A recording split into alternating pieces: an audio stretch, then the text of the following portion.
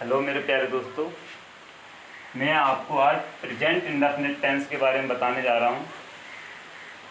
और present indefinite tense को आप समझिए हिंदी में क्या कहते हैं।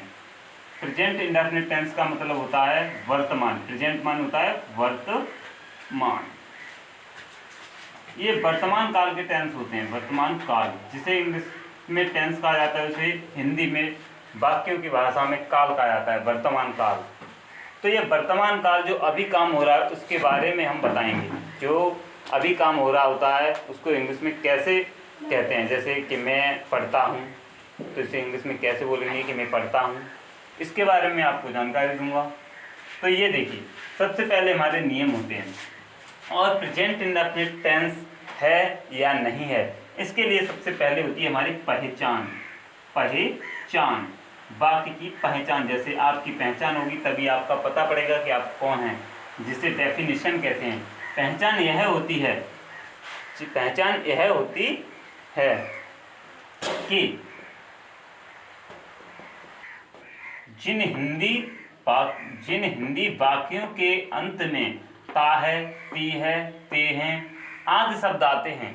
यानी कि जैसे हम पढ़ते हैं कि मोहन किताब पढ़ता है, उसमें आया ता है। शीला खाना बनाती है, तो शीला खाना बनाती है।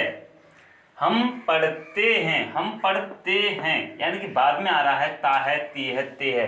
तो हमें इसी से पहचान में आ जाएगा कि यह जो वाक्य है वह है हमारा प्रेजेंट इंडेफिनिट टेंस का है, यानी कि वर्तमान काल का है। तो जब हम पहचान लेते हैं प्रेजेंट इंडेफिनिट टेंस है, यह वर्तमान काल का है, तो फिर इसे करने के हमें नियम पता होने चाहिए। इसे बनाएंगे कैसे, तो बनाने के नियम में आपको समझाऊंगा।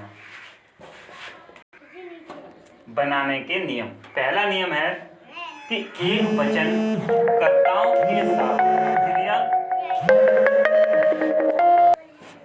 जो बहुवचन कर्ता होते हैं, यानी कि एक वचन कर्ता होता है और बहुवचन कर्ता होता है। इंग्लिश में दो कर्ता होते हैं। एक वचन एक वस्तु, एक व्यक्ति, एक स्थान के लिए एक वचन कर्ता का प्रयोग, और एक से अधिक हों, 2, 4, 6, 8 अनंत, तो उनके लिए बहुवचन का प्रयोग होता है। तो हम एक वचन कर्ता की बात कर रहे हैं, तो एक वचन कर्ता के साथ क्रिया की प्रथम अवस्था जो काम होता है वाक्य में, उस क्रिया में एस है एस का प्रयोग करते हैं। दूसरा वहीं पर हमारा जो नियम है वह है बहुवचन कर्ताओं, यानी कि एक से अधिक की बात की जाए तो वहां पर एस है एस का प्रयोग नहीं करते हैं। जैसे मैं आपके लिए एग्जाम्पल बताऊंगा।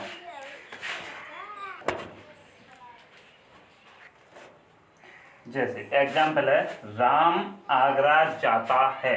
तो राम कितना है, कितने लड़के हैं, एक या दो या अधिक, एक है ना, एक वचन है।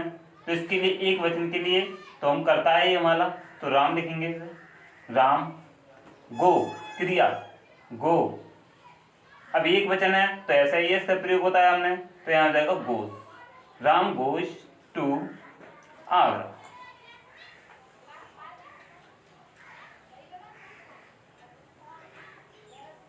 अब ये है हम आगरा जाते हैं। हम, इसका मतलब पता नहीं पड़ रहा है कि हम 2 हैं, 3 हैं, 4 हैं। इसका मतलब ये है एक से अधिक हैं, बहुवचन है। तो हम आगरा जाते हैं, तो बहुवचन के लिए हम भी जाते हैं, तो क्या होगा, वी गो। ऐसे इसका प्रयोग नहीं करेंगे, हमने बताया बहुवचन कर्ताओं के साथ ऐसे इसका प्रयोग नहीं करेंगे। We go to Agra.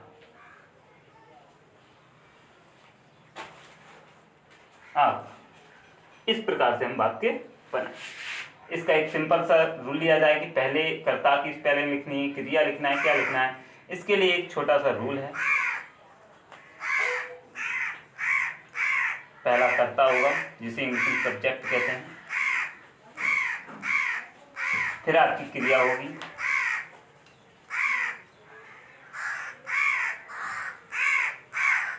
फिर अगर एक वचन या बहुवचन है तो एस या एस लगेगा, एक वचन है तो। उसके बाद आपका कर्म लगेगा जिसे ऑब्जेक्ट कहते हैं, और उसके बाद अन्य जो बचता है अदर, वो होगा। ये है आपका। आई होप यू अंडरस्टैंड कि आपको समझ में आया होगा। आपको समझ में आया तो हमारे चैनल को सब्सक्राइब करें एंड बेल आइकन दबाएं और शेयर करें।